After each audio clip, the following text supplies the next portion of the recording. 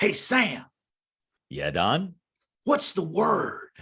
Feel better. Like I'll enjoy getting sober? Well, yes and no. It's true. When you get sober, you will feel better. But You'll feel everything better. where'd you hear that? I heard it through the grapevine. Welcome. It's the AA Grapevine half-hour variety hour, featuring the collected voices of Alcoholics Anonymous. I'm Don, an alcoholic in Greensboro, North Carolina. Hey, Don. Hey, everybody. I'm Sam, an alcoholic in Palm Springs, California. Hiya, Sam. Today, we've got an interview with Susan Ida and an Ask the Oldtimer segment where we have a question from a newcomer. Don, when you came into AA, I bet you had a lot of questions. Yep. Where did you get the answers? Well, what is going on? The first meeting I went to, they were talking about making amends. And I listened to that whole meeting and went home afterwards. And my wife was like, well, how was it? How was your first AA meeting? And I said, I don't know what they were talking about, making amends. I never heard anybody. I was always a happy drunk. And she took issue with that. And of course, I learned, you know what? I did affect other people. But I had a lot of questions. It's overwhelming walking into AA and you see meetings going on in these churches here in North Carolina. Most of the meetings are in churches, church basements, meeting rooms, auditoriums, and things like that. And it's like, well, is it affiliated with the church? Is AA a church thing? Mm-hmm. And it's not. And it's not. And I had no idea. So what I did was I got a sponsor and asked him all the questions.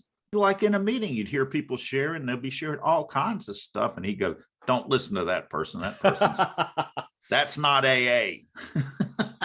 And I couldn't tell what was AA and what was just personal advice. Yeah. What you're saying right there is the key, and it's ask a question. Sure. If you don't have a sponsor yet, ask someone sitting beside you about that question. People in these rooms are so happy to help. Yeah. But you're also talking about get a sponsor. That's a scary thing. Mm. I was totally terrified to get a sponsor in the beginning.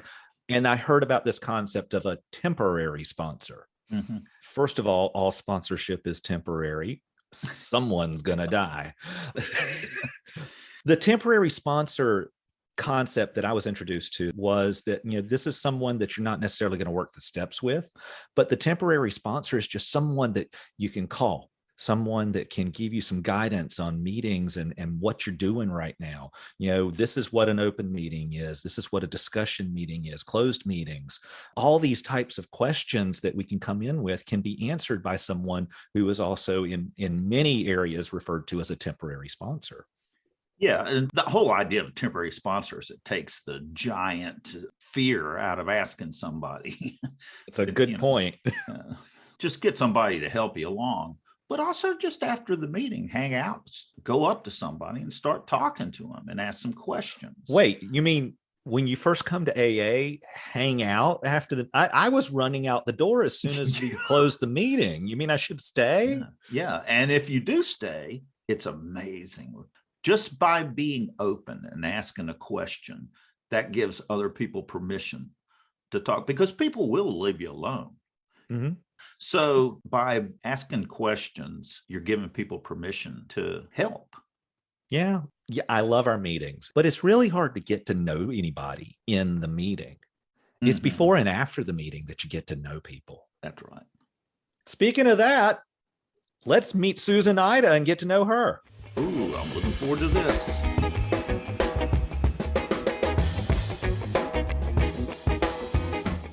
Hello, it's very nice to be here. My name is Susan Ida B. My sober date is August the 21st, 1976, and I am a member of the morning discussion group here in Toronto, Ontario, Canada. Oh, Susan Ida, thank you so much for joining us. It's great to have you. Thanks, Susan Ida. You got sober in 1976 in Toronto? It was in Toronto. but I was sober 5 years before I came into AA. What does that mean? What occurred is that I had stopped drinking. My last drink was not my last drunk, right? My last drink was literally it. I took the whiskey, I chugged it down, it went as far as my throat, and then I spat it out. That was my last drink. Oh, wow. Why did you do that? Because I didn't want it anymore. I had run out of people, places, and things. I just did not want that relationship to be more important than my sobriety. For the next 5 years, though, I made people, places, and things my higher power. So 5 years after that last drink, then you came to AA. Now, had you ever been to AA prior to that? You know, in the big book, it talks about irritable, restless, and discontent. Mm-hmm. People would describe me like I had the devil on my tail. You know, I just kept moving and moving. My last drunk, I saw ravens come out of the wall. I remember seeing this dog that nobody else saw eat up my arm. I felt spiders underneath my skin. That was my last drunk. But my last drink was what I just described in terms of just taking this bottle and chugging it back and then throwing it out. In that 5 years, as I said, I had run out of people, places, and things. I remember seeing the days of Wine and Roses where Jack London is down on the ground and he's got this bottle and he's just throwing it back. And I'm feeling that burn and I'm thinking that, oh my God, that is so good. Like I could just taste it going down, you know? Mm-hmm. A friend of mine was sitting there and she goes, oh my God, look what he's doing. And I just thought, what is wrong with her? Like, and I got rid of that relationship because I just figured like, if she didn't appreciate that, then, you know, like what's that, you know? And then, But you weren't drinking. No, but I could feel it go down. That's the first time I actually remember seeing AA. Then again, irritable, restless, discontent, moving around. I was in this little place called Tassus, which I believe is on the west side of Vancouver Island. And I just missed out on the job in a mill. And I went to the bar because nothing had changed, right? I still went to bars. I just didn't drink. Oh, wow. That must have been miserable. White knuckling it? No. I just didn't drink. I had in my head, I'm not drinking. I just didn't drink. So I missed out and a guy was hitting up on me on the bar. And I said, I don't drink. And he was really upset that I didn't drink. And he says, why don't you go down the road to the mill? And those people there, they don't drink either. Well, I had never heard about people who did not drink, unless they were like religious people. Wow. And I looked in, I now know it was kind of like an open topic meeting. And I said, are you the people that don't drink? And they said, yeah, we don't drink. And that was the first time I entered into an AA meeting. So what I did is I returned to Toronto. Now, my cravings, there's nothing in my story about social drinking. What there is that there would be these periods of time when the need to drink was not there. And then there were periods of time when it would just come in and just take me out. Sometimes what I would do is I would just lock myself in my room and I would just literally go nuts. I would just go crazy. Because you weren't drinking. Right. And I wanted to drink, but I did not drink. And I knew by experience that the feeling would end. I just didn't know when it would end. First step, right? Powerlessness. Mm-hmm. So I had been to this meeting in Tassus, and here I am in Toronto. And again, I was at a place called Misty Mugs in Toronto. And again, you know, the tea tasted like the alcohol, the food tastes like alcohol. My cravings came to me sensory. I could smell it. I could taste it. Even though I hadn't drank in all of those years, when the cravings came, I could taste it. I could smell it. I could sense it. And for this time, I knew that if I went back home, I was going to drink. And I remembered what those people in Tassus told me about AA. So I phoned the AA phone number and I explained my situation. And they told me that there's a meeting near to where I was and to go there. And I did. These days, I can't remember whether her name is Kay or Faye. This is many years ago. But she was at the door of AA. And I told her, I said, I haven't had a drink in 5 years, but I said, I need to be here. And she looked at me and she said, that's okay. She said something to the effect like, that's all right. There was a guy who came in and he had 10 years of sobriety and he was just about as crazy as you are now. I looked at her and I knew that she knew. Yeah. You know, like, you know, your own. Yes. You know? And right at the end of the meeting, I can still see it now, where the table is and all the slogans are. And there it was, you were no longer alone. And it was just like that thing had like flash. And I knew like a beaten dog knows when it's home. I knew I was home. Yes. I knew I was home. And that was the start of a very slow but steady recovery for me. The steps, the traditions, I'm not one of these people that, within a year I got it. No. It's been ongoing. I do the steps 1 to 12. They take me. They just keep taking me and they keep. Well, you spent so much time staying sober by self-will. And in the book, it talks about how self-will availed us nothing. Mm-hmm. And the idea that I can't keep myself sober. So I would imagine you would have a hard time coming into the program after 5 years of not drinking no matter what. Mm-hmm. And then hearing all of these things of surrendering. How did that affect you? It was God sent, because I had nothing left. There was no more people, places, things, or situations. I had used them up. I had gone through men like people go through chocolate, right? I had gone from this type of self-help to that type of self-help to that type of self-help. I don't believe I kept myself sober. I believe that God kept me sober, looking back. I believe that my aunties in Trinidad, when they were doing their rosaries and including me in their rosaries, they kept me sober.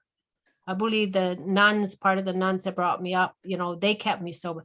Like all of these prayers that were around me, which I had no appreciation or understanding of at all when I came in. I believe that that's what did it.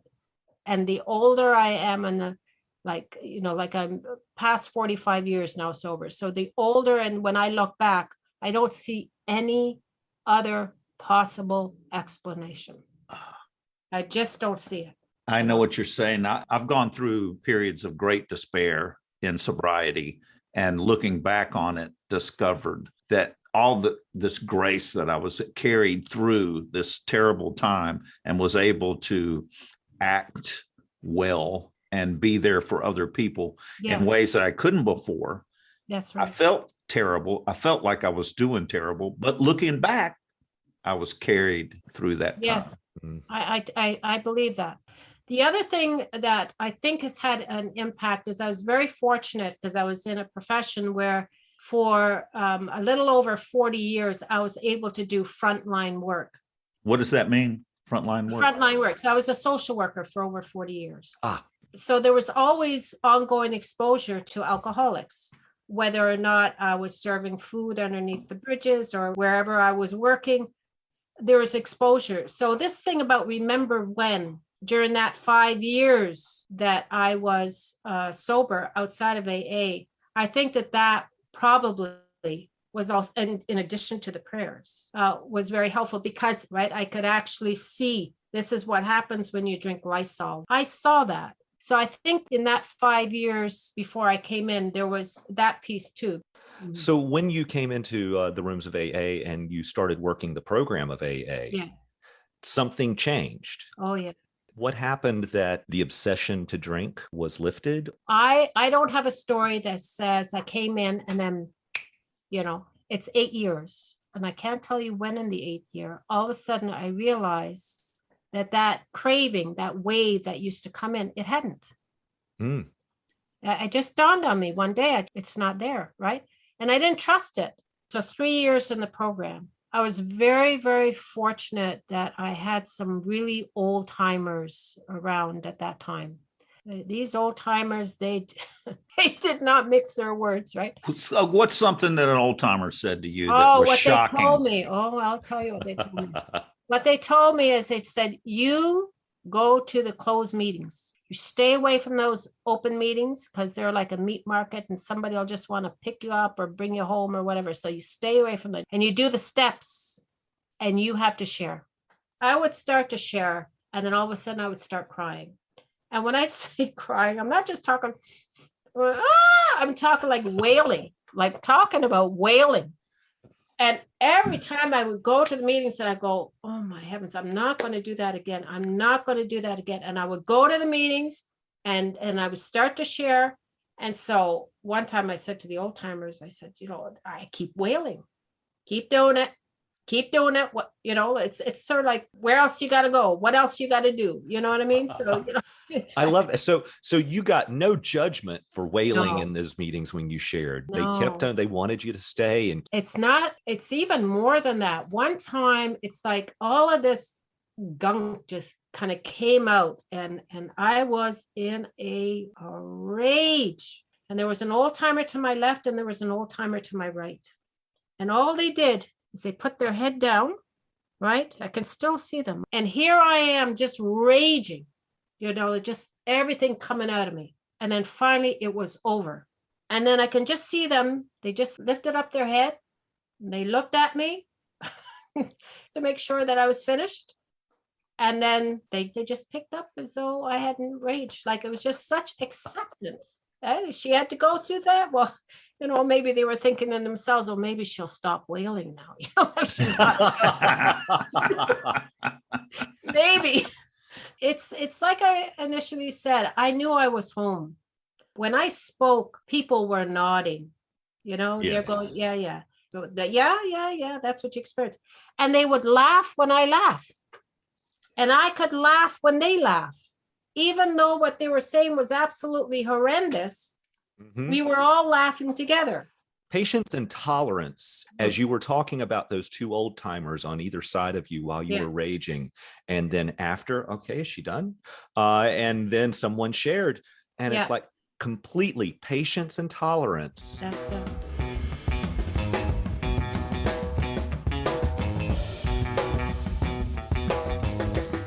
It's time for Ask the Old Timer. Got a question for an old timer? Call in and record it at 212-870-3418 or email it to podcast@aagrapevine.org. You can find these and more at aagrapevine.org/podcast. And now, let's ask the old timer.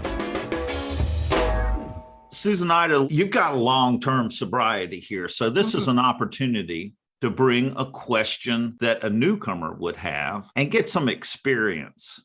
This happened to me. A new guy came in and he said that he had quit drinking for 5 days. His partner drinks, and he said he didn't think it was fair to ask his partner to take all the alcohol out of the house. There was beer in the refrigerator. And also, he said, I think it proves that I'm not going to drink. I needed to have it like right there to prove that I'm not going to drink. I want to hear your reaction to that. What would you tell someone new? I cannot stay sober on yesterday's sobriety. It is impossible. It is what I do in this day. So in terms of step one, I am powerless over alcohol and my life is unmanageable. So what I would encourage this person to know is that in my experience, I am powerless over alcohol. If I am powerless over milk, and when I drink milk, I break out in hives, I am powerless over milk. Everybody else in the family may be powerless over milk. Well, what it really means for me as a person is I cannot drink milk. And that has to be first and foremost. Now, in that environment where there is alcohol around, that has to be front and center. So in these days, I would encourage that person to take in a lot of Zoom AA meetings because there are 24/7 throughout the world, you can get them. But also to know that just like I cannot open a person's brain and turn off that turn switch, neither can anybody open my brain and turn off my turn switch.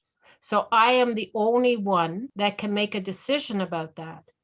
And what I decide to do is that God is responsible for keeping me sober, and I am responsible for keeping in contact with God. And I do that through the steps. And the steps tell me, and the literature aid tells me, that I am not made inside of myself to be able to drink. The big book says analogy. I have something inside of me that when I take in that drink, I'm not only powerless, but it's going to take over more of my life as time goes on. When my parents conceived me, they did not say to themselves, I'm quite sure, I think what we'll give birth to as a glue sniffing, pill popping alcoholic. That was not in their mind. No. So I have to own something I did not ask for. And is that fair? No, that is not fair, but that's what I got. So I don't take that first drink, and I go to my meetings and I do the 12. And if somebody in my family, somebody who I love dearly, decides to join me, that is really nice. But if they don't, then I just do it on my own.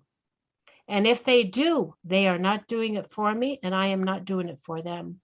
I am doing it because I have a physical allergy that the only remedy for me is not to take that first drink. And I choose to do it through the AA program. And I choose to belong to that community because that community has done the worlds for me.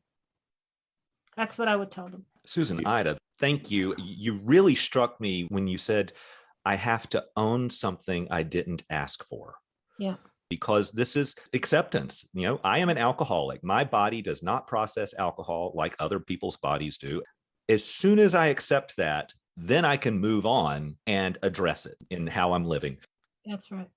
Would you recommend telling the partner, could you remove the alcohol? Or could you hide the alcohol instead of having it right in my face every time I open the refrigerator?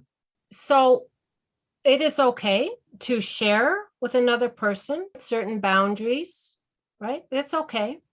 But if I'm going to hinge my sobriety on that, that's not okay. That's the difference. So if I get to a point in my life where all of a sudden this lifestyle of always having alcohol around or whatever is really bothering me, then I better do like a fourth, fifth, and up I go through the steps. Because it's a spiritual axiom that if something is really bothering me, I have to look at it. We're told that in step 10. So in terms of my relationship with my husband now, he married me when we were sober. And by the time we had gotten together, there was no alcohol allowed. I didn't have any alcohol in my home, right? And I would tell people. And it's a great dividing point because you always know somebody's got a problem with alcohol because they'll meet you in the restaurant, they'll meet you everywhere, but they're not going to meet you in your home. So it was, good point. You know, as I said, I used to keep alcohol in my fridge, right? And one day I was in the program, and then all of a sudden I thought, I don't want that in my fridge anymore. Yeah. I didn't want it. I had grown to that point where I just didn't want it in my fridge anymore. So I got rid of it. And all of a sudden I noticed people were leaving, like they weren't coming over. Like what was going on? Like 9/10 of the people that I had in my life were drinkers. And because I didn't have the alcohol in my fridge anymore, they weren't coming over. And they left different ways, but the bottom line, some left nicely, some didn't leave so nicely. But the bottom line is they were gone. Just like if it was me and my drinking, with that person in the days of wine and roses, not being able, like, what is wrong with you? You know, you can't relate to Jack Lennon, you know, putting down that, like, I was just feeling the burn, like, oh my God, this is so, and meanwhile, she's going like, oh, you know, and I'm going, something wrong with you, girl. You know, like, it's the alcoholic mind, isn't it? Untreated.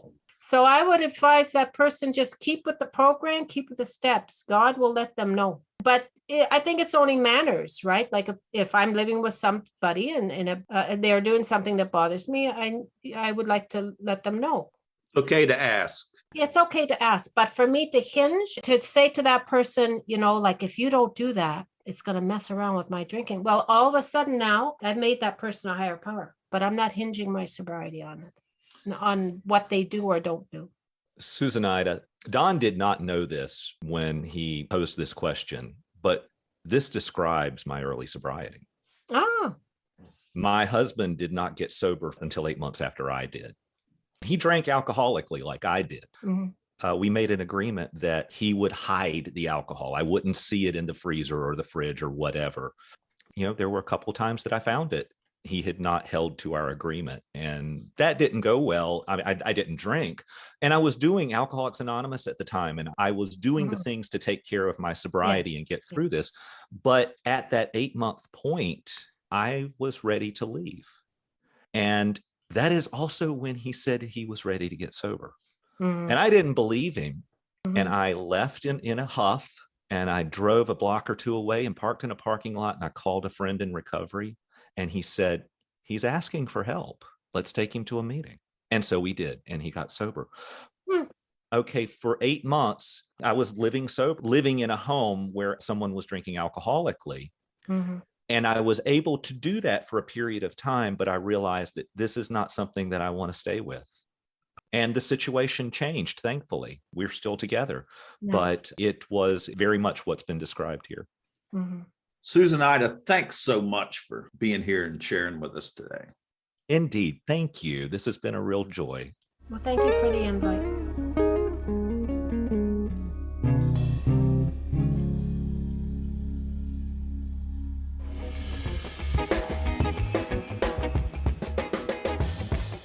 I'm at the very wit's end. Cuckoo. A few months before I joined AA, I went on a terrific blackout drunk the night before I was to catch an early morning cross-country flight. My gait was still unsteady as I boarded. Yes, I was weaving on a jet plane.